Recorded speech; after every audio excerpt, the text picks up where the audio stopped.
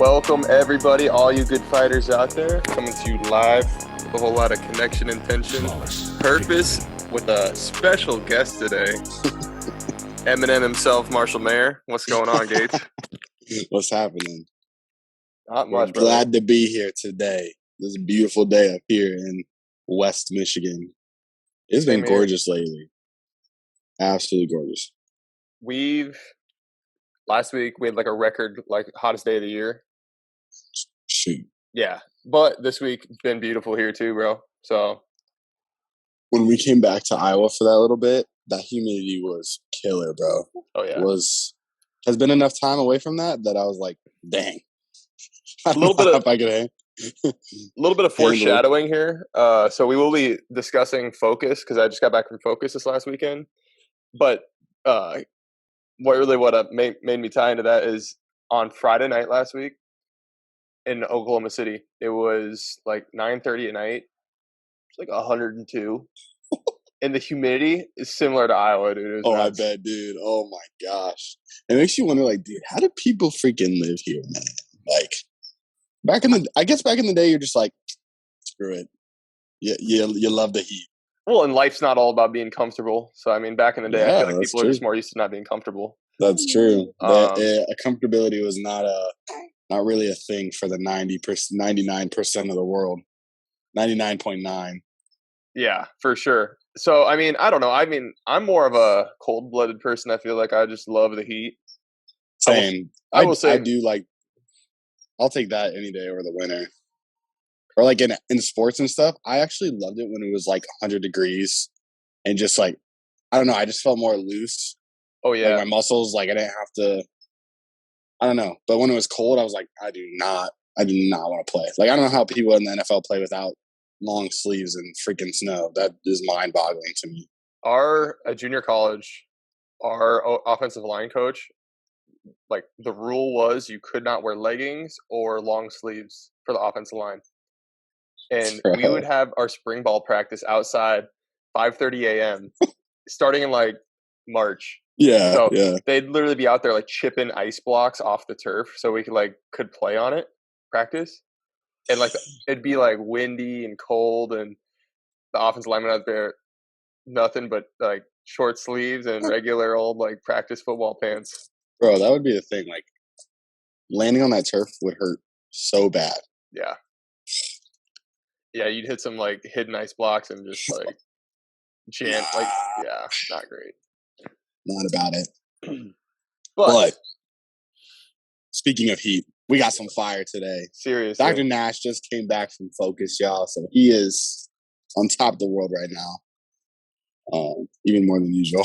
Oh, shoot. Oh, were they selling that at the thing? Billy was, yeah. Oh, you know I had to grab one. Okay, y'all. Should we tell them what you have on, or should we force them to go to the YouTube page? I don't know. If they're listening to this onto the iTunes. You just have to stay tuned to the end. Maybe we'll let you know. Oh, maybe we'll let you know. Dr. Nash is wearing an amazing hat that I think all of you would love. So yes, we'll reveal at the end. And I'm sure it'll find its way into the conversation potentially. And at the very least, y'all can skip on over to their YouTube page, subscribe, follow. And if you haven't subscribed to our podcast, go ahead and do that as well. This is season 2, y'all. No, 3. Oh, shoot, I screwed it up. Cut, B-roll. Cut, B-roll. Season 3, guys, we got the lineup that Dr. Nash and I are putting together for you guys is, I mean, not to toot our own horn or anything, Dr. Nash, but it's pretty phenomenal. Oh, man, I'm so stoked. If we thought season 2 was good, season 3, bless you, Marshall. Season 3 is going to be amazing. We got some good lineup. Like, some of the guests we're going to have on, guys, you guys aren't ready for it. I mean, Dr. Nash and I weren't ready for it, and then people have just been coming out of the woodworks, you know? So, literal leaders in the profession that are paving the way and leading by example. Big time. And actually, I think that's huge. Yeah, a couple of them I was able to listen to them speak at FOCUS this last weekend. And for those of you that don't know, FOCUS is a chiropractic philosophy event down in Oklahoma City put on by Dr. Tim Young. Real quick And shout out to Dr. Sam Young, right, monster in the profession, instrumental. instrumental. If you don't already follow him on any social media, follow him, and then go to any seminar. If you're a chiropractor out there, go to any seminar he hosts. Tickets sell out really fast. I remember being at Palmer and they sold out in literally like 10 seconds. So Yeah, get in on it when you can. And I am looking forward to Focus next year already to kick it with y'all.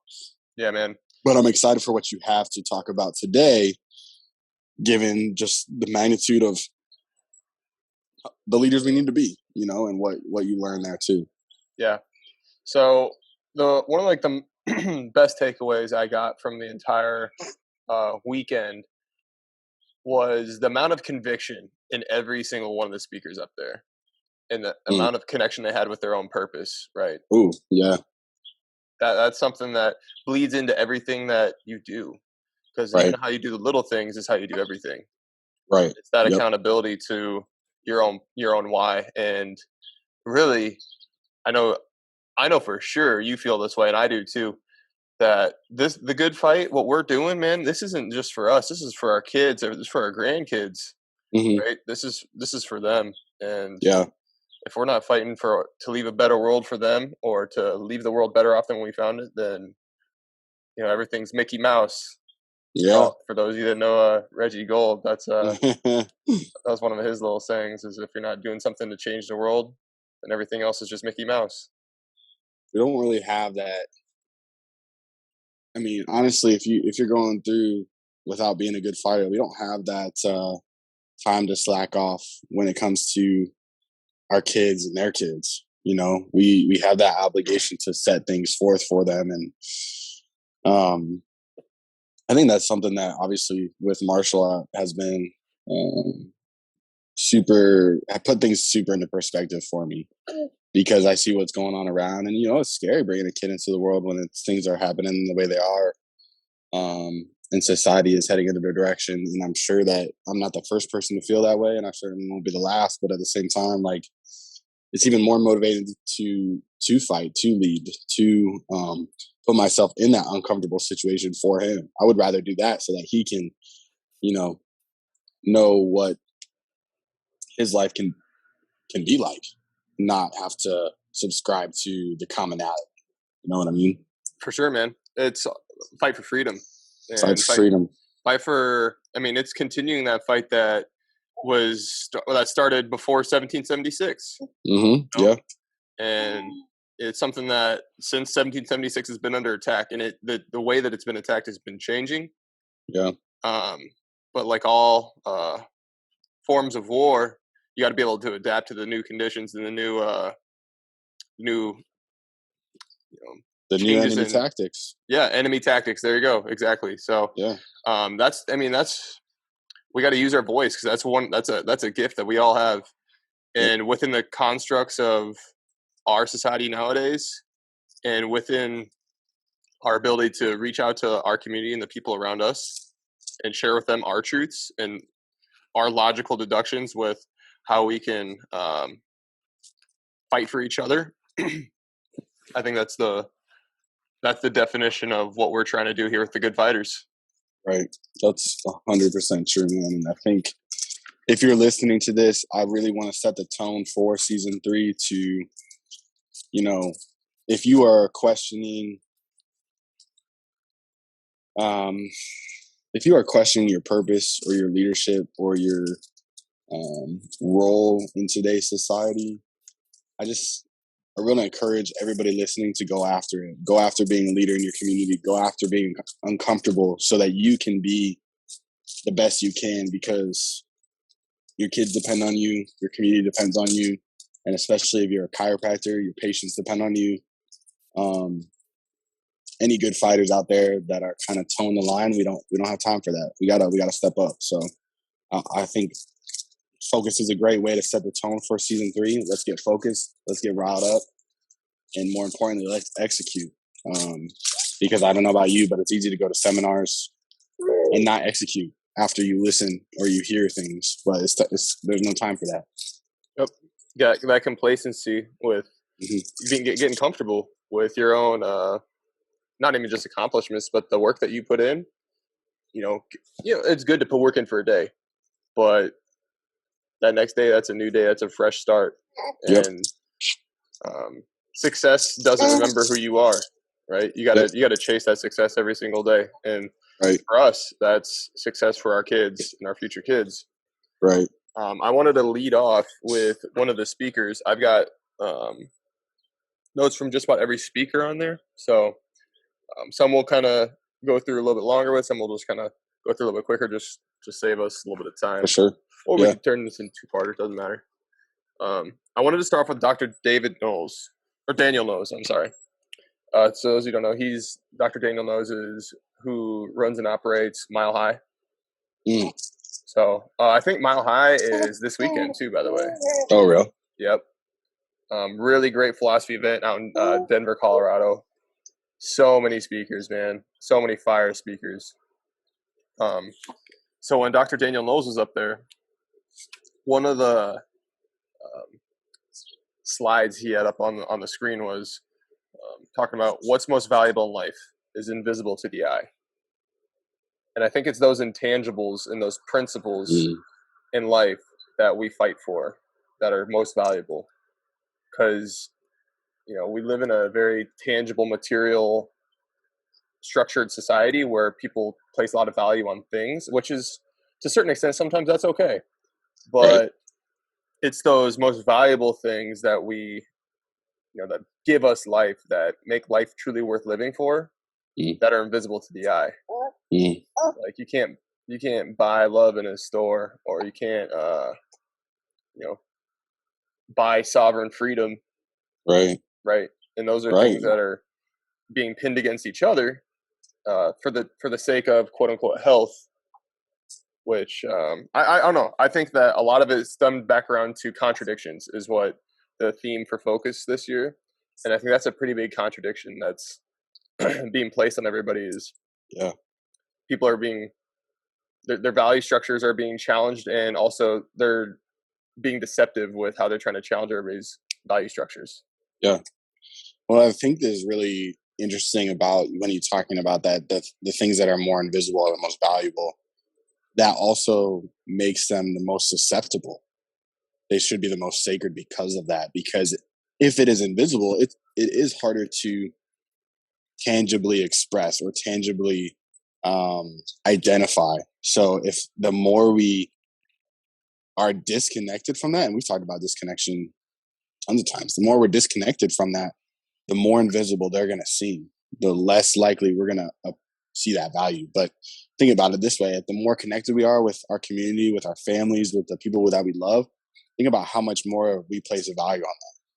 Like, I don't know about you, but before maybe we kind of started stepping out into our own, I didn't value family in the same way that I do now, or didn't value work ethic in the same way that I do now. All those things that were once invisible, that are invisible, became way more tangible once I became more connected.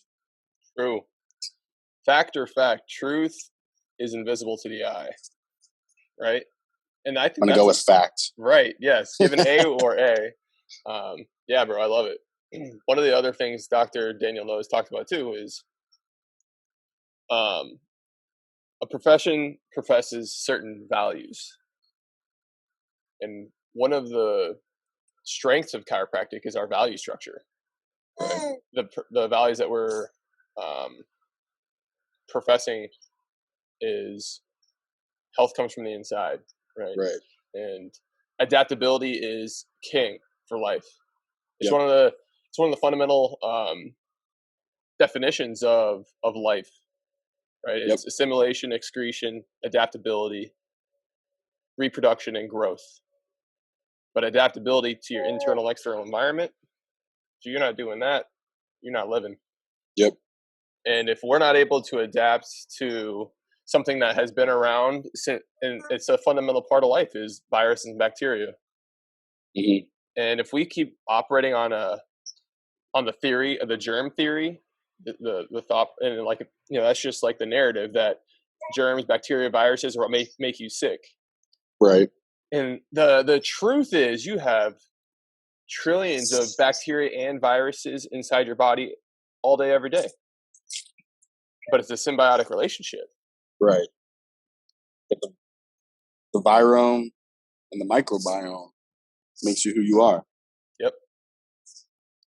What do you allow to live in your house? You know? Yeah. So, Dr. Daniel knows. I'm going to keep it a little shorter on his, but I wanted to move on to Dr. Pam Jarbo a little bit. Yeah. Now so Go ahead. ahead. Well, she's our coach. She's your coach, right? Yeah. Yep.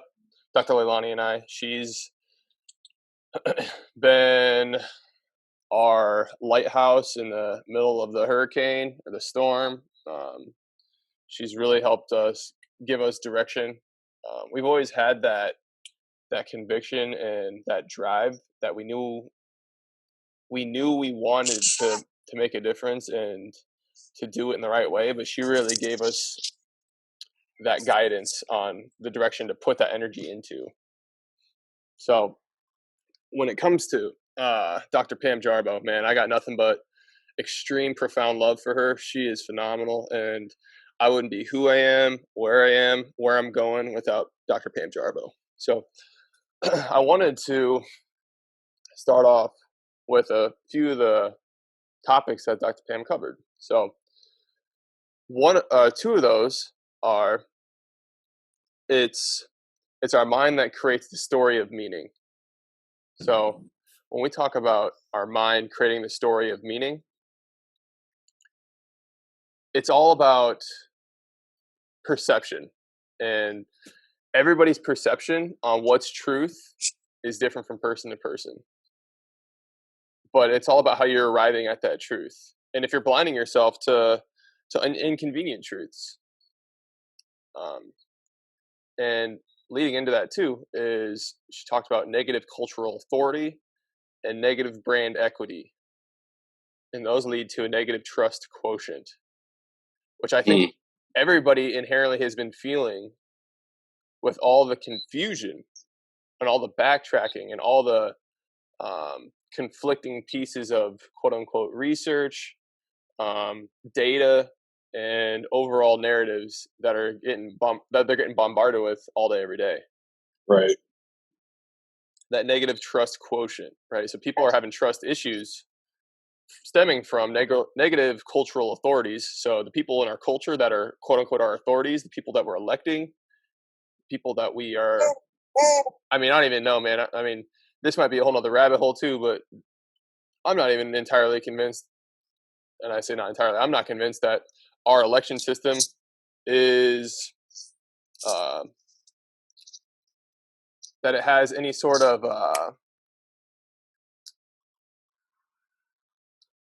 it's not without its flaws. I mean, it has flaws for sure. Integrity, that's what I was going for. The integrity has been compromised. Yeah. It's just crazy how anytime anybody wants to get a little bit more of a integrity behind it with some sort of audit or some sort of ability to identify people who are voting, or just like in general, like where votes are coming from, it's all of a sudden an attack. And like, how is that an attack when we're really just trying to get more transparency on the entire part of the process? Right. So, but, hey, can't have voter IDs, but we can have vaccine passports, right? For sure. Yeah, absolutely. Like, how does that make sense? And then that negative brand equity. So what's the brand that America's got going on right now? Oh man. What's the brand that the human, if we're, maybe this is weird to think about, but like if we're representing the human race to an alien life form, what's our brand equity? Or some weak, loveless species that doesn't have any other values other than we're afraid of things that we've been around and been coexisting with since the beginning. Dude, I don't even know how I would classify our brand right now. It's so there's I mean, it's hard to find any type of cohesiveness right now. Anything, because I mean, it used to be like used to be, even when we had troubles, at the end of the day, we're all Americans. For sure. But nowadays, not so much. There's a lot of people that don't want to identify like that. Still home of the brave, but the free part, I don't know. I don't know.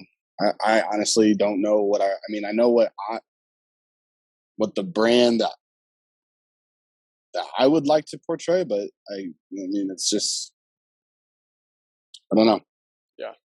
Question to ponder. What brand do we want to create not only in ourselves, but also within people around us?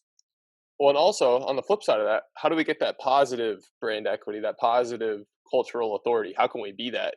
Right. So we can build positive trust quotients that, hey, not everybody's out here to try to confuse me or lie to me. And people are really actually, some people are actually trying to help me and make me feel loved and make me feel safe and make me feel valuable, make me feel like I matter, and that's something that a lot of people miss. And I think what we can see too, like, regardless of who's been president lately, especially, there's always been that negative quotient to some extent. And I've never been one for bigger government, which is why I think it's up to us to build that positive brand quotient to be able to actually cultivate success and cultivate meaningful portions in our communities. Because I don't know about today, but like today, there's so much negative quotient in terms of like blame shifting. Oh, it's the Democrats. Oh, it's the Republicans. Oh, it's the unvaccinated. It's the vaccinated. It's the Chinese, whatever. Dude, shit, for sure. So how do we build that positive quotient more? I mean, first and foremost, go forth and serve. It starts with yourself. That's true. Yeah. And then it starts with the people closest to you. And then but we really got to start internally with that. She goes on to, her entire panel was phenomenal, man. Yeah. She was saying that there's a big difference between wanting to feel alive versus being afraid of dying. 100%. And that's the light versus the dark. And, it's easier. And BJ talks about it too, cursing the darkness when you could really just focus on amplifying that light. Yeah. And that one, when she said that, I was like, wow, that hit. Because that's what I feel like that's where the focus is right now. We're focused on being afraid of dying, trying not to lose, rather than really focusing on wanting to feel alive, trying to, it's like in sports, because we talk about sports, right? Both of us, but there's a big difference between playing not to lose and playing to win. And damn it, we're playing to win here. Yeah. So, who freaking likes to lose? No shit. Who freaking likes to be in the dark? Well, and if you're playing not to lose, right? You're playing out of fear. Like, oh crap, I'm really scared that we're about to lose. Like, I'm really trying not to lose. Yeah. How has that ever been a champion mindset? Yeah. Right? Anybody that's ever won anything, have they ever? Yeah, there's a certain level, like a sliver of that like you understand, but that's not how you go about playing the game. Yeah. That's not a philosophy to live your life by, or to even try to have your game built around. Yeah. So when it comes to living life, give me the ball. Yeah, exactly. Give me the ball. Get in the game. Can't be afraid of dying. We all die anyway, right? Yeah. If I'm gonna die, I might as well be on my own terms-ish, No doubt. And what's my quality of life in the meantime? Heck yeah. What are my choices? Do I have choices? Yeah. I feel bad for people who live in New York City. Oh my gosh, dude. I would be moving out of there ASAP, bro. 2 years ago, man, they didn't, you could have known the difference, right? And now all of a sudden, a place that you're living, you're spending more money to cost of living than just about anywhere in the continental U.S. And now you're being told that you have to have a vaccination to go to restaurants, gyms, and just about anywhere else you go. In the eyesight of the Statue of Liberty. Right. No less. Like, if that's not a wake up call for you, then I don't know.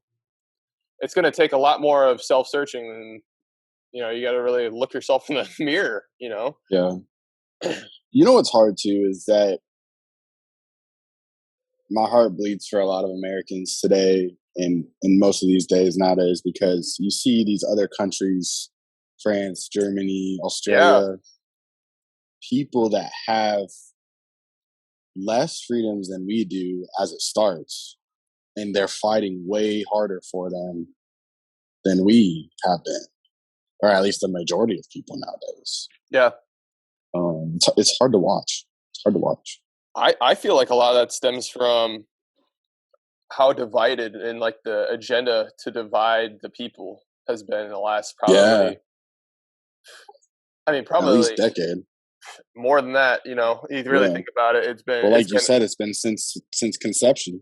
Right. Well, and honestly, the values, principles, and bylaws of the country are phenomenal. But I feel like there were some seeds planted to create division down the line. I think we're starting to see the fruit of those seeds. Right. But yeah, you're 100% right. All these other countries with a lot less to lose are fighting much harder than we are. And like, people in New York City should be out in the streets right now. Boston Tea Party. I haven't seen any. For real, for freaking real. I haven't seen that though. I haven't, but I did see. I don't know if they will, but they had a health freedom rally, I think, scheduled for either today or tomorrow. Good for them. So I really want to see the turnout for that. I'm hoping a lot of people do. I think there will be, but also at the same time, man, I hope those people are. I'll be praying for them, bro, because it's a dangerous time. So, but you got to make. Well, we just it's a dangerous game, but that's how you know it means something. Right. And it's all about fighting for something, not against something. Right.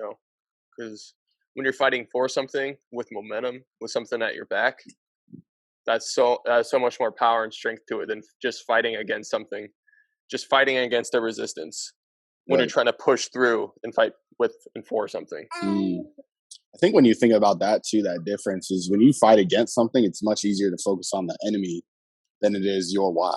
Right. We talked about this before. What's part of being a good fighter? Stronger why. That has nothing to do with the enemy. It's you and what you determine you're fighting for. Because who you fight against will always change. What you fight for, at the end of the day, shouldn't if it's principled, right? Absolutely, bro. For the most part. What else you got?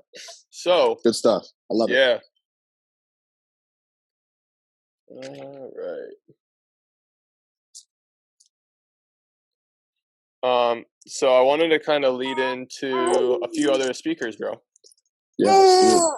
So, this is, a little bit of shifting of gears. Dr. Boyce Kinnison, he is the president, one of the founding fathers of the Barcelona Chiropractic College. Oh, dope. And he talked about that, the fight that they went through in Europe, because in Europe it's very it's nutty over there, bro. Nutty, and also, this is like from probably like at least last 20 years that they've been trying to get the Barcelona Chiropractic College going. Really? Wow. Yep. And in Europe, is that the newest one? I think there's a newer one than that. I'm thinking about the Scottish one that they're trying to start. Yep. But they paved the way for them because essentially the European Union had members that dictate who is going to be basically validated, kind of like boards, credited, things like that. And they were basically roadblocking them based off of their approach to not be evidence-based, which by their standards, because their whole their not mission statement, but something along those lines was, and still is, make vitalistic chiropractic mainstream. Ooh. And it's a shift in the narrative that people in Europe need and is not heard a lot. Yep. So, like the other mission statement they have is developing masterful chiropractic leaders. And those two things, like he said, they went through like the entire evaluation process, past like getting like essentially the equivalent of A's and B's. And the only area they got like a quote unquote red flag was the fact that they did not operate on a evidence-based quote unquote system. And that wasn't enough for them at the time to basically stonewall them, and they did not get accredited. But the good news was 2 years later, the European Union was like basically going through and like they do integrity checks with like their board members, and they reached out to Dr. Kinnison and his other members about like, hey, so we know you guys had been working through with the process with the union and wanted to see how your experience was, and basically told them flat out that it was horrible. That right. They got railroaded just based on one little thing. Right. Fast forward, they let go and shifted the positions on the board. Like, I don't know. A lot of people got let go. Yeah. New person appointed as like the chair of the board. And they actually ended up getting I think he was a chiropractor on that board now. Dude, so now they're accredited.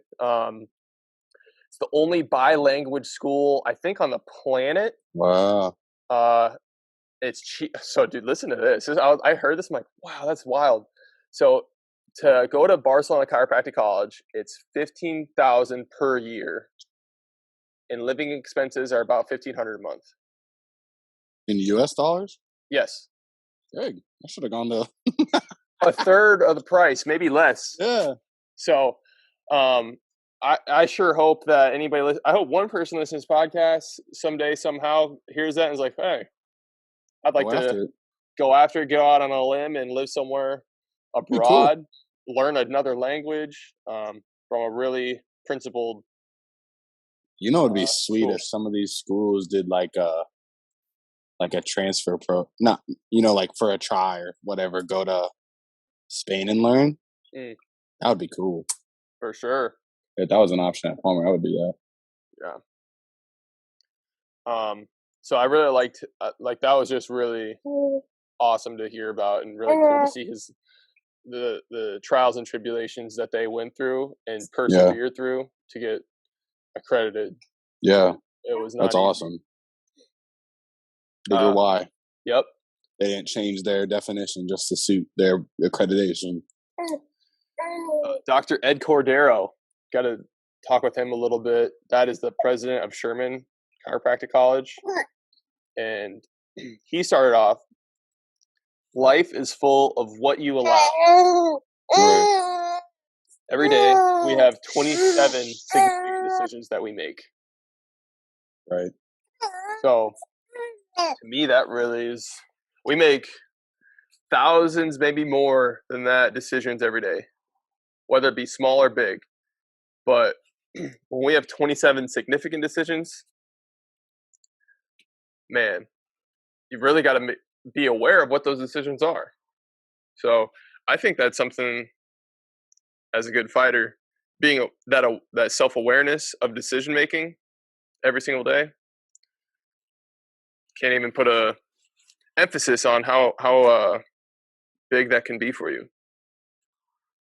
Dr. Ed Cordero, I just want to put this in here too, because a lot of his information and like where he got to where he is, talk a little bit more his story. So he essentially was a chiropractor down in West Palm Beach, Florida, a really successful practice there. He is Puerto Rican, I believe, and he had the board from Sherman College reach out to him about potentially taking on the position of president. And when he got there, basically his first day on the job, what they told him was, you have 1 year to turn this college around, otherwise we're going to have to close the school down. Which at the time, going from a very successful practice, going out on a limb, taking a leap of faith to go make less money, put in in a new environment, put a lot more work in a new state and city, man, you got to really have your values, your principles, your why all on the line, because you know for sure you're in for a serious amount of work and fight, but it's substantial work. So he listed some books that really influenced him, and one is I think it's called H3. So it's about leaders. So leaders who don't communicate their vision are no better off than leaders who have no vision. And then the other one is be humble. So who are you? And that question in itself is something I think just about everybody out there can stand to make some changes in their own life understanding. Being humble and understanding who are you, right? Who am I as not just as a chiropractor, who am I as a citizen of the city that I'm living in, right? Who am I as the brother? Who am I as the son? Who am I as the father, mother, daughter, sister, right? And who am I going to, what type of legacy will I leave for those people around me?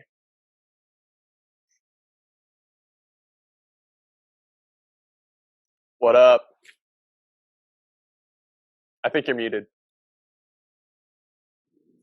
Sorry, bro. Cool. No, you're good.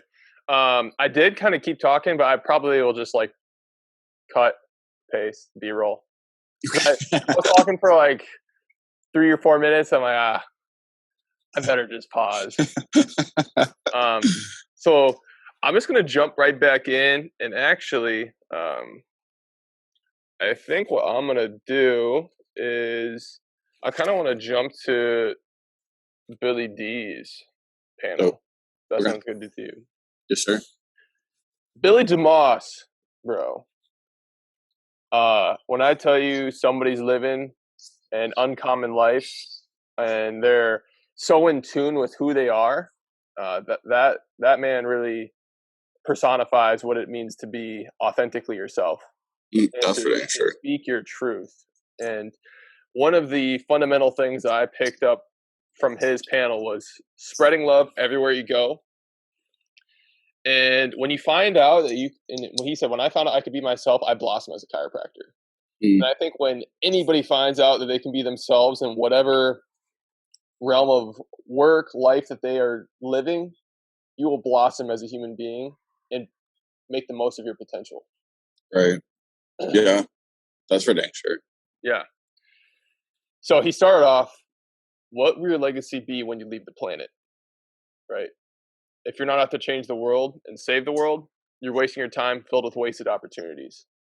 And that doesn't mean you're trying to save, well, and immediately you're not trying to put all your efforts into saving the world on the other side of the planet. Just right where you are right now.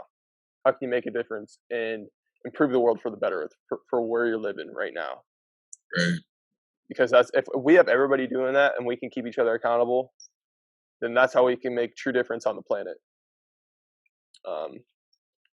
But man, he started off, it was like, he opened up with a Rage Against the Machine song, and of course, this was probably, he was on the last day, he was it went Billy DeMoss, Devin Verana, and then Tim Young finished it up. So it was like a shot in the arm for the day. Yeah. We came back from lunch, and man, he woke everybody up. It was awesome. He talks about a little bit what he does, and people are really surprised that his social media presence is different than his practice presence, and not in what he's saying, but just overall his demeanor. Now, that's intentional. In his practice, he is the doctor, Billy DeMoss. Right. He is the lover, the liberator, the healer, Billy DeMoss. But he's still speaking truth. But he has that level of professionalism and respect for the ethics of the profession. Now, his social media presence, Billy D, same guy, different animal though. That he's extreme, but these are still his beliefs in himself being authentic. And that to me was like pretty powerful to hear. That it's okay to have parallels of the same man with the same philosophies, but it's just like it's like different social structures and rules, you know, like it's etiquette. The etiquette's different. Your etiquette's Right. going to be different when you're in the church versus your etiquette when you're at a bar. You're still the same person. So that's how I took it, and that went a long way for me. I don't know if anybody else will resonate with that, but that went a long way for me. And so some of the books he was dropping, bro, I want to share those with you too. So, Heck yeah. Or somebody else. So, Behind the Green Mask is one of them, which is revolving around the facade of, and it's just taking advantage of good people trying to make a difference, of the Go Green initiative. Oh yeah. And I think a lot of that stems from the push towards, now veganism isn't right, but plant-based, and this narrative of The demonization of meat. Yep, exactly. So I think that's where that stems from. One of the books is The End of America. One of the books, Invisible Rainbow, A Brave New World, Robert Kennedy's Contagion Event. So those are some. And then the last one for somebody to look up is Agenda 230. So these are all things that if you take a look at these books, look into Agenda 230, this is a way that you can really start to expand your awareness of what some of the actual truth of the matter might be going on. And the narratives that are being presented to us aren't what they say they are. I actually have Invisible Rainbow. Do you really? Yeah. Have you read it? I haven't, but my dad did actually. He loved it. Oh, right on. Yeah, he thought it was very fascinating. He told me some stuff that was in there. I was like, "Oh, that's pretty crazy." Damn. I don't remember all of it right now, but yeah, I have it. It's a pretty thick book, but yeah, I've been meaning to read it. I just haven't gotten to it. Hey, bump that boy up the queue. Yeah, I know. The queue is long. Oh, yeah. I just added on like 4 other books. I know, right? I add more than I detract. I'll say that. Yeah, for sure. I don't know if that's is it better to, yeah, I would assume as much. Yeah. I mean, we got your desire to learn is a bit more than your, I don't know. I'm not graduating for a while, right? And in the term of graduation, that's what Dr. Nathan Garrowitz always says about when somebody graduates from life to the afterlife. Yeah. Right? I don't plan on I was going to say, yeah, I'm not going to graduate until I die. Yeah. Right. So I think we got time. Or I become senile, but. There you go. Some bliss in that, I think, sometimes that people don't always quite understand. That's true. You are covered in 10 times as many microbes as cells in your body. Fact. You are more microbes than you are yourself. Fact. Why are we fighting? Nuts. Why are we fighting one singular microbe? Right. One out of the microcosm of thousands. It's allopathetic thinking. Ooh, shoot. Yeah. That sounds like a Malleism right there. No, that's a Billy DeMossism. I like the Billy DeMossism. Yeah. Allopathetic. Oh, shoot. Yeah, allopathetic thinking. Oh, man. We're not back pain doctors. We're longevity specialists. Hell yeah. Longevity for what you love to do. Longevity for the people that you love to be around. Longevity for quality of life. That's what we're working on. I don't know about you. That's why I came into chiropractic. I didn't even know back pain for chiropractic was a thing until I had back pain. Which was after I had been getting adjusted. I know that your story kind of starts like that, but it does. But really, it was an inadvertent way. Yeah. My longevity specialist. I would call it my first true adjustment was an upper cervical adjustment at the age of 22. Phenomenal, right? 22 years old. Dude, that was wow. And when I had my C1 adjusted, it was ASLP. I think it was AS9 LP11. And it was like, it almost felt like the Big Bang went off. That, like, when you see stars, it was like that. But also at the same time, back pain that I've had from an injury when I was 17 got immensely better. what a powerful message to get from a singular Mm-hmm. upper cervical specific adjustment. And same with that, allergies, seasonal allergies that I didn't even know was a thing that chiropractic could help me with my longevity with. Significantly improved immediately. I had a really powerful experience with that. And Dr. Kyle Troyer at Cedar Falls, Iowa, man, forever indebted to that man for really helping me, show me the path and show me the light. So, yeah, bro, there's so much to be said about chiropractic and our ability to increase longevity.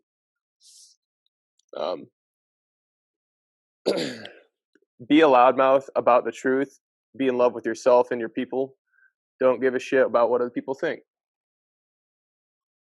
Because when you are a loudmouth about the truth and you're in love with yourself and your people, anybody that has a problem with what you're saying or doing, fuck them. Like they're not meant to be in your circle at all anyway. And if you can do that, then you're going to be authentically yourself, and you're going to care about the people that matter. I like that. Yeah. What else? Oh, so taking time to get out in nature and exposing yourself to natural microbes wherever you are. So if you're near a body of water, great way to do it. Minus if you have some sort of oil spillage. Yeah. But yeah, dive it in. Dive that into man-made nature. messes it up. It does. So I don't know. Those are like some of the bullet points that I had taken. I have a few other things written down, but they contextually need a little bit of help. But yeah, bro, I just really enjoyed his entire panel because it's just really refreshing to see somebody up there. And this whole weekend was full of people on purpose and authentic, and it was really refreshing to see somebody authentic and on purpose on an end of the spectrum that some people would call insane. Well, you know what's funny too is and I shared this on my IG yesterday, is the comfortability factor producing complacency, and that complacency makes us like everybody else. And what I mean by that is we tend to act like everybody else, we tend to think like everybody else, we tend to be who everybody else thinks we're supposed to be, the more comfortable we get. But if you look at Billy, and when I say comfortability, I don't mean like comfortable in your own skin. I mean comfortable in terms of what society says is comfortable, you know? Whereas when you see Billy and just the way he expresses himself and goes after being his authentic self, it makes him seem more uncomfortable than other people. But at the end of the day, he's speaking truth. He's speaking that truth in love, and his circle's better for it. His community is better for it. Those people that he serves is better for it, because there's no room in the universe for a complacent Billy DeMoss. Think about what that would look like. For you sure. wouldn't have said anything on here about it. And yet, an uncomplacent Billy DeMoss, an uncomfortable Billy DeMoss, is somebody that you're able to glean from and learn from, and then share with others on this podcast. And think about that in our own way. And think about the ripples that man is putting out. Yeah. I consider myself somebody who's not afraid to look at inconvenient truth and to put myself out there on a limb and not really care about repercussions. But the ripples I had put off from Billy DeMoss changed me to be even more authentic with the lens I'm living my life through, which is always going to be my own. Right. So if I'm not living my life through my lens in a way that's fulfilling, then I'm selling myself and my life short. 100%. I'm going to go grab Marshall real quick. Keep right talking. On. Might have. I really wanted to lead into Dr. Devin Rana because, boy, that woman. She got some fire. Fire spirit, bro. Man. Like, Screaming Eagle. Like, Oh gosh. So just as powerful as Billy was for me, so was Devin Verana. She's phenomenal, man. If you ever get a chance to go to any of her events or see her live, I really recommend it. Just yeah, it was just a beautiful way she was kind of put her set together. 1 out of 400 trillion odds that the specific sperm and egg that made you, that we're all walking miracles. Faster swimmer. Right? Yeah, a faster swimmer. Yeah, and a more persistent digger. But she builds off that saying, "Man is either alive or dead. If he's dead, there's a reason. If he's alive, there's a reason. Man is either healthy or sick. If he's healthy, there's a reason. If he's sick, there's a reason." Right? Dang. What do you think about that? I think, well, first off, it's true. Second off, I think we have lost the ability to search that reason. I think we're like turning a blind eye to the, once again, turning a blind eye to the light and focusing on the darkness. We're not focusing on what's the reason man is healthy, what's the reason man is living. Yeah. We're focusing on the reason, why is that man sick, or what's caused that individual to be sick in a way, and not even to the full extent. Right. Focus on the thing instead of what's the person's environment, what's their livelihood look like. So I mean, it fits their convenient truth, and it's all based on a principle that was flawed from the beginning. Right. That health is an external source that can be injected or brought into the human body, when really that's an internal flame that comes from the inside out, that radiates out. So instead of trying to add things in, it's just one more thing for that flame to have to overcome, the ever-burning flame. Well, I think about too, when you think about health being a reason, sometimes we don't think about that, but there's a reason that we are genetically engineered for health. How often do we ask ourselves that? Is it just because we just happen to be that one in a, did you say trillion? 1 in 4 trillion? 400 trillion. 1 in 400 trillion chance. Is just circumstance that we're still here after hundreds of thousands, millions of years, whatever you believe in? Yeah. There's a reason. What's the driving force in our innate? You can expect miracles because you are one. Yeah. No. Only just statistically speaking. Yep. And to know what you're living for makes you unafraid to die. Not that you want to die, because we all do it, but you're unafraid of it. You know what you're living for, fighting for something rather than against something, and fighting for truth, love, freedom, and our families and our families. That's that good fight right there, brother. Heck yeah. And if you get go ahead. I say, if you get that big idea, all else follows. That leads me into like one of my favorite quotes that I just love. You know, if ever I feel like I'm not who I need to be or whatnot, or I'm not doing what I need to be, the man in the arena quote, and pursuing who we need to be, not a critic, but a fighter. Being somebody who doesn't care what the critics say because they don't even know what it's like to fight. So why should we give a fanat about what they say? Love that. Cold and timid souls is what they say. What is that from? So it's by Theodore Roosevelt. Wow. And if you don't know his story is he's a fighter. I mean, he was a kid that grew up sickly, and he was like, screw that. I don't want to be sick my entire life. I'm going to figure out a way to be unsick. And he just kind of went after it. Yeah. Changing it your own path. Yeah, for real. Exactly. And everybody has critics, man. And if everybody listened to their critics, nobody lived up to be who they're supposed to be or who they could be. Yeah. Yeah. Man, that was awesome. And I wanted to finish it off with Dr. Tim. So, Dr. Tim. Yeah. So, more specifically towards the chiropractic community, any art takes practice.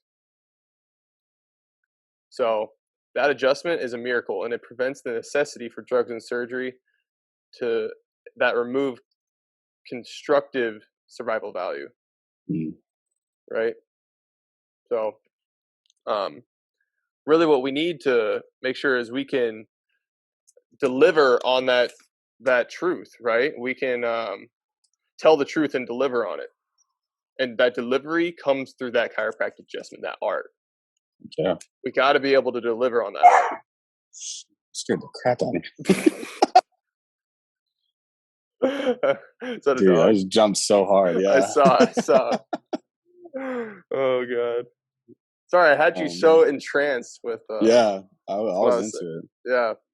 But don't you think, dude, like, obviously philosophy, science, and art are the fundamental principles of what make chiropractic what it is. And, I thought about this last weekend too. Chiropractic is it's not a place. It's not a person. It's an idea. And when we can deliver on that idea, that inherent truth within, that's the power. And we got to be able to do that. Yeah. It's pervasive. Yeah, it is pervasive. And what else do you say? The most important thing with that chiropractic adjustment is the intention behind it. We talk about it every single podcast, man, that intention. Where are you setting that GPS at with your intention? Are you truly dialed into that person right in front of you? Are they the most important person and thing on the top of your mind whenever you're caring for them? Are you thinking about them, or are you thinking about something else? Your notes? Are you thinking about that thing that happened 5 minutes ago, the thing that's going to happen potentially 20 minutes from now? Right. None of those things will serve you in that moment, serving that person with that intention. Even deeper than that, though, too, not getting distracted by their symptomatology. Yeah. But rather connecting and having an intention with their innate, regardless of what maybe your educated mind is telling you. Some of the general public believes in chiropractic more than chiropractors do. I think we saw that, man. I mean, going through Palmer, some would say it's not as much of a blessing as it is a limitation factor. And I think it's all a matter of perspective. And I think that perspective right there, that we saw a lot of chiropractors that didn't believe in chiropractic as much as some of the general public does. I think that I choose to view that as a benefiting factor for me going through school. That I don't want to be one of those people that doesn't believe in. It's not even about belief, but understands the message and power behind chiropractic philosophy. Yeah. Yeah. There was a lot of that. A lot. There's a lot. And it seems to grow. So do we. Yes, we do. And it's, the cream rises to the top, so to speak, and it's not anything based on performance, how many people you serve, but how you serve your people. How quality are you serving them, and changing or influencing their life and mindset on what health can be for them. Right. I think, it takes practice too. Like Dr. Tim Young, how many people does he see a day? Hundreds. Yes. To see that many people and to be on purpose and intentional with every single one of them, that doesn't happen by happenstance. He put in the work, the effort, the time. And I know that because of the outcomes he gets from his patients, that he put in that time, that effort that was necessary to be intentional in that moment every single time. And being intentional in the moment, with somebody else and their innate, talking about connecting with their innate. Innate's the healer. We're not the healers. Right. Yeah. We'll give, it's essentially a suggestion for innate to assimilate a force to its benefit. Yeah. That it can use to remove interference on its own system. And that's the beauty of chiropractic is there's, I'm trying to think of a different way to say it, but there's 1,000 ways to skin a cat, and there's a lot of different methods. And if that intention's there, those results will follow because innate will pick up on that too. Yep. And innate breeds innate. And one of the last thing is that adjustment comes from your soul. So think about that every time it's a blessing, and it's such a privilege to be able to do what we do, to actually place your hands on somebody and to be able to deliver something as sacred as a chiropractic adjustment on somebody, not a manipulation. Yeah. And when that comes from your soul, that's profound for you, profound for that person's innate, and that's profound for that person's experience with life. Right. So they gave out these wristbands this weekend that had SFT on there, like S bullet point F bullet point T. The whole weekend I was trying to figure out what it stood for. I'm like, what is SFT? I had people asking me, like, honestly, I wish I knew. Maybe I missed it on one of his lectures. Do you know what it is? No, I don't think so. So it's seal it, feel it, trust it. Seal it? See it. See it. Feel it. See it, feel it, trust it. Ooh. Shoot. Yeah. In that visualization, that's something that a lot, and I'd say majority of leaders in chiropractic practice is seeing what they're adjusting before they even feel it. We were blessed to be taught with that in school by Mally. Yeah. For sure. So, see it, feel it, trust it too. Trusting it is huge, man. That's huge. It's really just easy. Just a subluxation and leave it alone. Yep. It's really easy to get caught up in, oh, your pain didn't go away right away, or oh, this didn't go away right away. Let me do some cupping. Let me do some fill in the blank because you want to, I don't know, not feed their ego, but no, it is. You don't trust it. Yeah. You have more trust in man-made prescribed toxins and poisons than the power that made the human body, that made life, that animates the human body. Yeah. Right? It's gone through thousands, millions of years of generation to generation passing on and adapting to its environment and to the world. So I really loved it this weekend, dude. I got a lot from it. I've still got some stuff here, but for the sake of some of the other speakers we're going to have on, I'm going to save some of them. All right. But I did want to I wanted to end. So on season 3, I wanted you to kind of give us maybe like a highlight that you've had so far this week. What's been a highlight of your week? Oh man. Whether it be chiropractic or in life. Yeah. I can give you mine real quick if you want. Yeah, go for it. Okay. As hard as they pile on. For sure, man. Mine's just more on the top of mind awareness. So I'm sure there's many that I'm missing, and this isn't any more significant than the rest. This is just the one that's top of mind.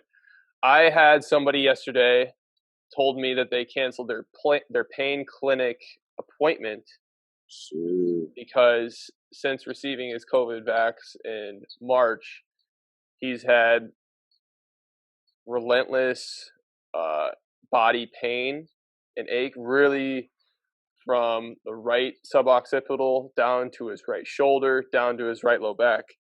And it was immediately after getting his vaccination. And it's something that he's really been struggling with because he did it out of the sake for his family, but also he really did not want to have to keep getting or trying to get more injections or something else to relieve the pain.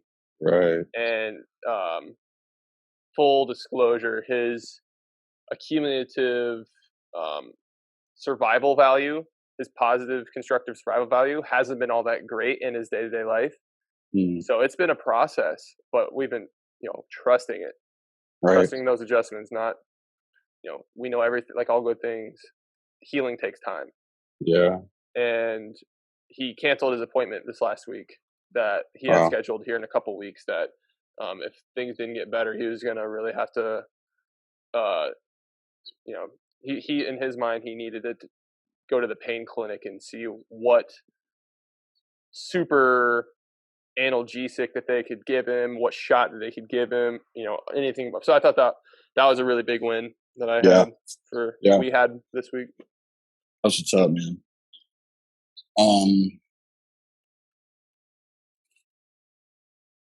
Kind of got two that I'm kind of going back and forth on.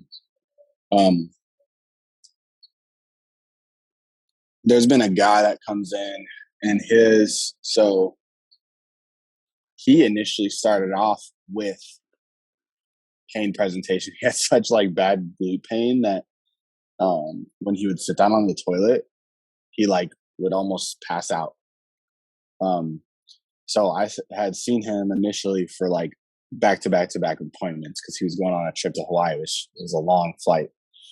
And hopefully my iPad doesn't die. It's not like 2%. We'll be all right. I'll finish the story. Yep. I'll just share this one. And so it started off with pain. Pain went away. Went on a trip to Hawaii. But he found on the trip to Hawaii that his wife wanted to basically separate with him. And so he's been kind of going through this process of like, I mean, it sucks, but he looks forward to getting adjusted because of the de-stress that he feels after the adjustments. And to know that he's working towards bettering himself in that way and becoming more connected with himself so he can become more connected with his family. Because right now it's hard on him. And he's a periodontist, has a very successful, thriving practice here. So it's just really cool for him to be able to come in and to see and to trust, even though he's not in pain. He's like, he recognizes his need. His innate recognizes the need to not get bottled up and to not become, something he doesn't want to become. He wants to become greater. And just seeing him go after that, I think, has been my highlight. Dude, I'm inspired, bro. That's awesome. Yeah. It's not about the pain anymore. It's about, like we've talked about this whole podcast, quality of life. Yep. And for him, he wants as much of that as he can. So. Love it, brother. That's what's up, dude. Yeah. Real quick, I do want to end off on a quote. I know we ended off on highlights, but I have a quote. Yep. No, and please. This is from Thomas Jefferson. It says, "Freedom is lost gradually from uninterested, uninformed, and uninvolved people." Let that never be said about us good fighters. Wow. Uninformed, uninspired. Get informed, get inspired. Wow. What a beautiful one to end on. Mic drop, bro. Mic drop. You know where to find us, but if you don't, you can follow us on our Instagram page at _good_fight_ers. You can find Dr. Gates at GatesMayor_DC. And myself at DC_Nash_T.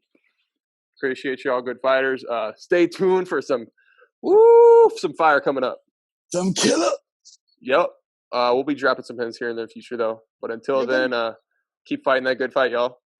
COVID is a scam. The little hint.